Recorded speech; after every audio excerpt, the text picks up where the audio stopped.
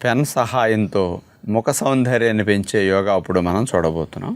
2 దంతాల మధ్య భాగంలో పెన్నుని అట్లా పెట్టుకుని పెన్ను కిందకి పైకి కదిపే విధంగా మనం దవడని అట్లా కదిపినప్పుడు పెన్నుకి కిందకి పైకి కదిలే అవకాశం అట్లా వస్తుంది. బుగ్గల భాగము దవడ భాగానికి బాగా బ్లడ్ సప్లై పెరగటానికి ఇది బాగా ఉపయోగపడుతుంది. ఇక రెండో వ్యాయామం, చిన్నప్పుడు తెలుసో తెలియకో మనం పెన్నుతో పెన్సిల్తో కొన్ని రకాల ఆటలు ఆడుతూ ఉంటాం.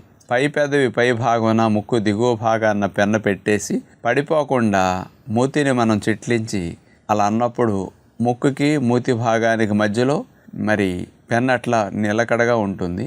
అలా పెట్టేసి మనము నెక్ ఎక్సర్సైజ్ చేస్తాం. అప్పుడు గాలిని పీల్చుకుంటూ మెడని వెనక్కి తీసుకువెళతాం, గాలిని వదులుతూ మెడని సాధారణ స్థితికి తీసుకొస్తాం. మళ్ళీ అదేవిధంగా గాలిని పీలుస్తూ మెడని వెనక్కి వంచాలి, గాలిని వదులుతూ సాధారణ స్థితికి తీసుకొస్తాం.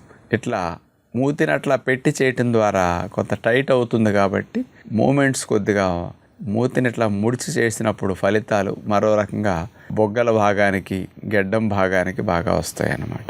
ఇక మూడవ రకం, నోట్లో 2 పళ్ళ సందులో పెన్నుని అట్లా అడ్డంగా పెట్టేసుకుని మెడని అట్లా క్రాస్గా ప్రక్క భాగానికి పైకి లేపుతాం. మళ్ళీ పైనుంచి సాధారణ స్థితికి అటు లెఫ్ట్ సైడ్ ఇప్పుడు క్రాస్గా, మళ్ళీ రైట్ సైడ్ క్రాస్ బెండింగ్. గాలిని పీలుస్తూ అట్లా పైకి మెడని లేపుతారు, గాలిని వదులుతూ అట్లా కిందకి. ఇలా ఒక 8-10 రౌండ్స్ చేయగలిగితే బాగుంటుంది.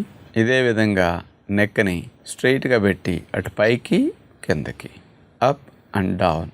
ఈ మూమెంట్ మనం నోట్లో పెన్నుని పెట్టుకున్నప్పుడు నోరు కొంత తెరిచినట్టు ఉంటుంది కాబట్టి ఇట్లా దంతాల సహాయంతో పెన్ను అట్లా పట్టుకున్నప్పుడు మూమెంట్ చేసినప్పుడు నోరు మూసి చేసిన దానికి నోట్లో ఇట్లా పెట్టి చేసిన దానికి మజిల్స్లో వచ్చే చిన్న చేంజెస్ వల్ల ప్రత్యేకమైన ఫలితం ముఖ భాగానికి ఎక్కువగా రావడానికి అవకాశం ఉంటుంది.